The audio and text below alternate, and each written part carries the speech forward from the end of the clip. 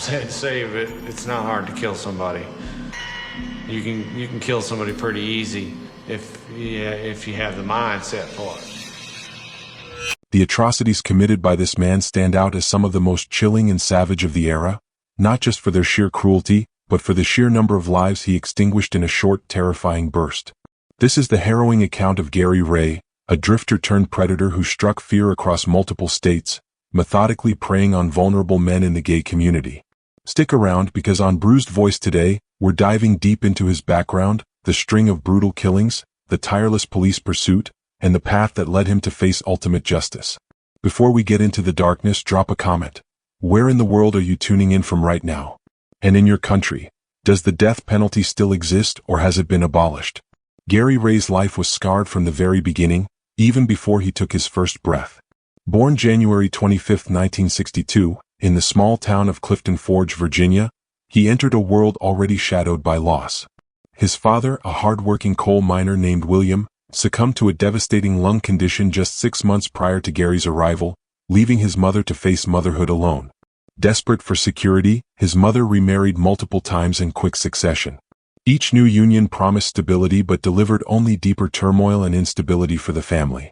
The real nightmare unfolded under the roof of his second stepfather, a volatile, heavy-drinking man who transformed their home into a zone of constant fear and violence. For years, young Gary didn't just witness savage assaults on his mother. He suffered them firsthand, enduring beatings that left lasting marks on his body and mind. The breaking point arrived when Gary was only 13. One explosive night, amid a ferocious argument, his stepfather unleashed a ferocious attack on his mother. In a surge of raw desperation to shield her, Gary snatched a heavy rock from the yard and struck the man in the head, inflicting serious injury. In that moment he was convinced he'd done the heroic thing, protecting the person who mattered most. But the aftermath shattered him completely.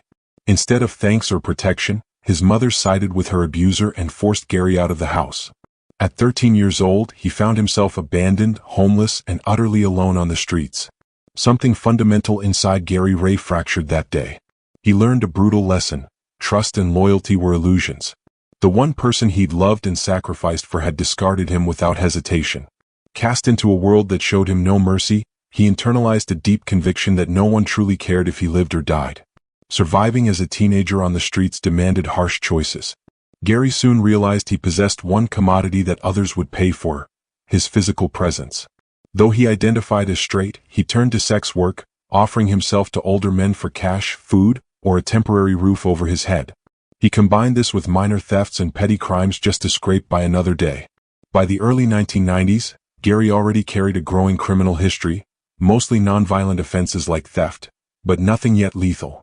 He cycled in and out of jail for years on those charges. Then, in 1982, came a much heavier sentence: 8 years behind bars after a vicious assault and sexual attack on an elderly woman during a botched robbery attempt. Upon release, Gary made a genuine effort to rebuild. He relocated to Daytona Beach, secured steady employment, entered a relationship, and for a fleeting period, life appeared to stabilize. Routine, companionship, even glimpses of contentment. It seemed possible he could leave the chaos behind, but the facade crumbled quickly. His girlfriend uncovered details of his past life on the streets and, feeling betrayed, ended things abruptly. Devastatingly, she was carrying his child but chose termination upon learning about his history. According to later confessions, this event ignited a profound, seething hatred within him. He directed his fury outward, blaming an entire group, men who had once paid him, for the loss of his potential family. That resentment simmered into something far darker, fueling what would become a violent rampage. The first confirmed killing occurred on March 15, 1994, in Daytona Beach, Florida. The victim was John Hardy Roberts, a 59-year-old man who kindly offered Gary temporary shelter, seeking connection and company. Gary presented himself as interested and approachable, building just enough trust to gain entry. Once inside the home, the mask dropped. Gary unleashed a ferocious attack, beating and strangling Roberts until life faded. He wrapped the body in bedding and left it secured in the locked residence. In his own later admissions to authorities, he described a sudden, overwhelming rush, entering the space, the tension snapping, and an uncontrollable force taking over, like unleashing something monstrous that had been caged inside. Adrenaline surged, and from that point, restraint vanished into pure rage. This first act carried an eerie, ritualistic element that would recur. After the strangulation, Gary forced foreign objects into the victim's mouth, a grotesque, degrading signature that marked his handiwork and later helped connect the dots across jurisdictions. Not content with murder alone, Gary looted the home thoroughly: cash, personal items, keys, wallet, and crucially, the victim's credit card. Using that card, he fled northward, purchasing fuel in Georgia and Tennessee as he traveled. His path eventually brought him to the Washington, D.C. suburbs, where he encountered David Allen Jarman, often noted as German in some accounts, a 39-year-old professional living in a modest basement apartment in Wheaton, Maryland. Jarman worked diligently as a loan processor at a local credit union, assisting people with financial needs. Outside work, he was involved in the local gay scene, visiting bars and social spots in an era when openness still invited risk and stigma.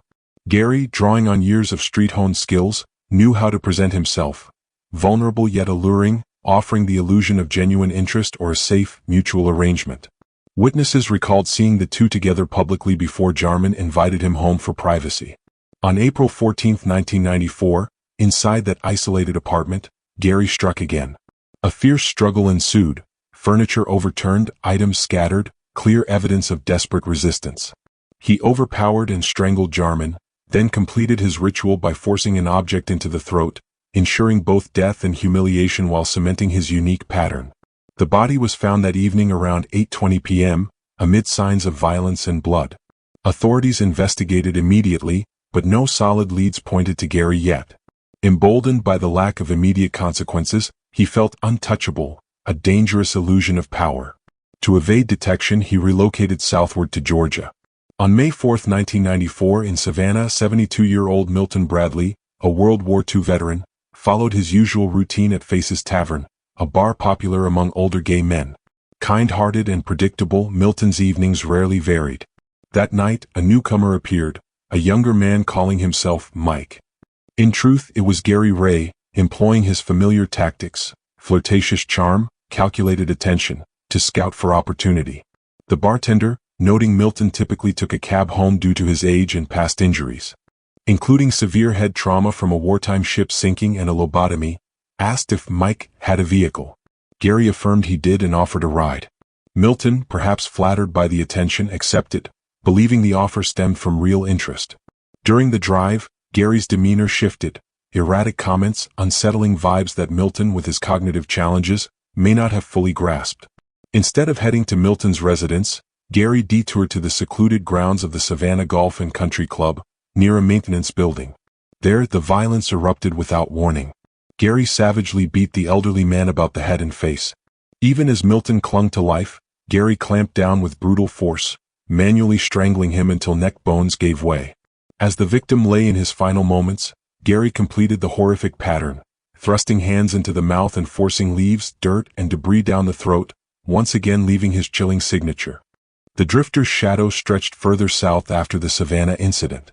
Just 9 days following that crime, he rolled into Atlanta, Georgia, a bustling city where he soon crossed paths with his next target, a 47-year-old local resident named Alverson Carter Jr. True to form, the drifter likely spotted Carter at one of the city's discreet gay bars.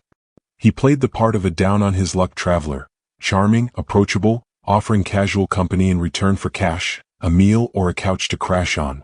Carter, unaware of the danger lurking behind the easy smile, had no reason to suspect the stranger had already left a trail of death up and down the coast. On May 13, 1994, authorities discovered Carter's body inside his own residence. The scene bore the hallmarks of the drifter's escalating rage: multiple deep stab wounds across the torso and chest, a frenzied attack that spoke of raw fury unleashed without restraint. But the killer wasn't finished. In a final, chilling act, he crammed a towel forcefully down Carter's throat, jamming it deep enough to seal off all air passages and ensure suffocation took hold. This deadly mix, stabbing followed by forced obstruction, revealed a pattern growing more savage with each strike. Afterward, as always, the drifter rifled through the victim's belongings. He emptied pockets, snatching cash, credit cards, ID, and anything else of quick value before slipping away into the night.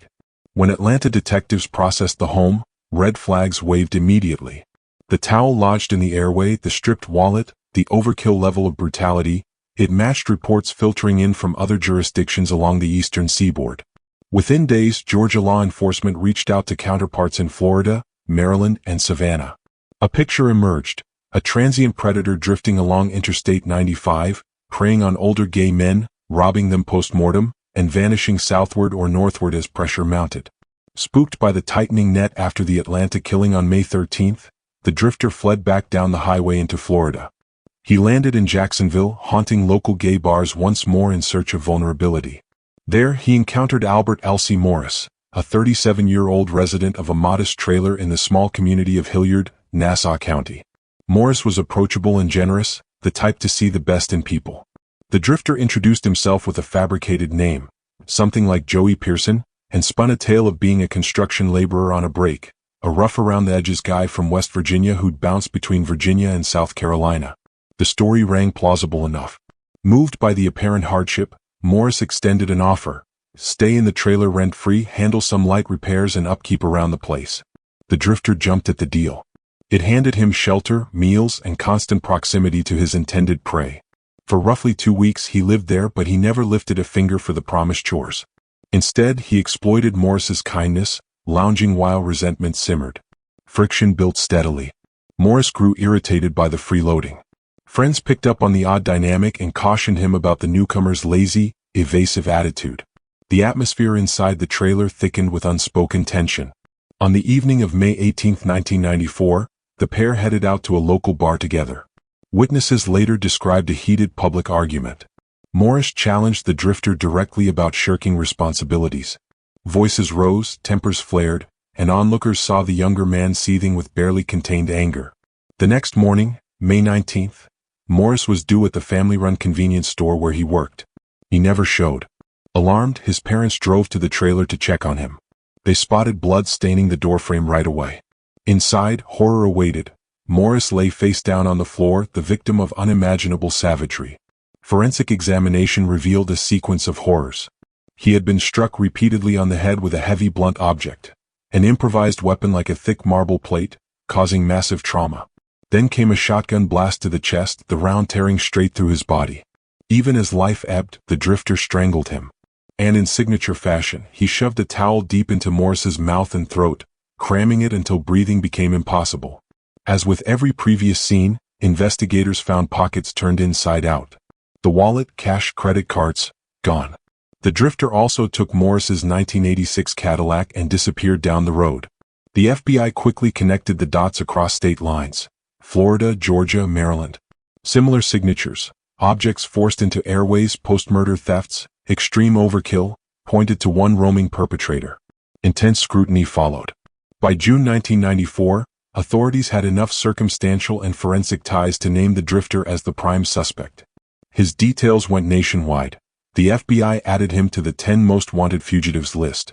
Teletype bulletins flooded southeastern agencies, describing a nomadic killer targeting gay men, hopping jurisdictions to evade capture. For months he vanished like smoke. No sightings, no traces. He resurfaced only in November 1994 in Jacksonville Beach, Florida. On November 16, he claimed his final known victim, Walter Jamelle Hinton, a 42-year-old floral designer living alone. Again, the approach was familiar, presenting himself as a potential romantic interest. Hinton, perhaps sensing a spark, welcomed him inside. What unfolded ranks among the most vicious acts in the series. While Hinton slept, the drifter carried in a heavy support stone, roughly 40 pounds, from outside, a clear sign of calculated intent. He raised it high and brought it crashing down repeatedly onto Hinton's skull. The blows inflicted catastrophic brain injury. Yet Hinton clung to life long enough to crawl desperately toward the bathroom, seeking any escape. The drifter pursued.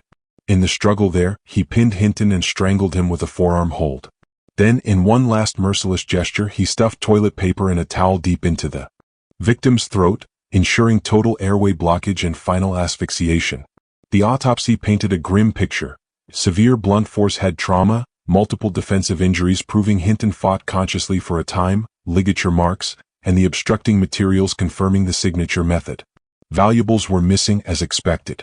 By October 1994, the drifter's photo, alias attempts, and identifying documents had circulated widely. On Friday, October 21st, the FBI formalized his placement on the 10 most wanted list. Media outlets amplified the exposure.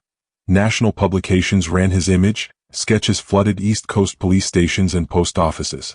The publicity paid off. A sharp-eyed witness recognized him from the broadcasts and alerted authorities. Meanwhile, hiding in Jacksonville Beach under yet another alias, something like Timothy Whitfield, the drifter tried blending into the background.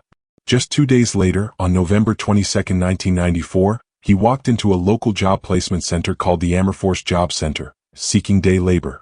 Inside was a young Jacksonville Beach Police Department officer named Gene Paul Smith, working a side assignment as an instructor, who would years later rise to police chief.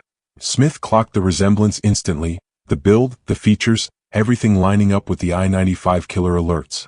Staying composed, he engaged the man in conversation. What followed stunned everyone involved. As questions deepened, the drifter dropped his guard completely. He confessed on the spot. According to later accounts from prosecutors, he reportedly said something to the effect of, "You know who I am, don't you?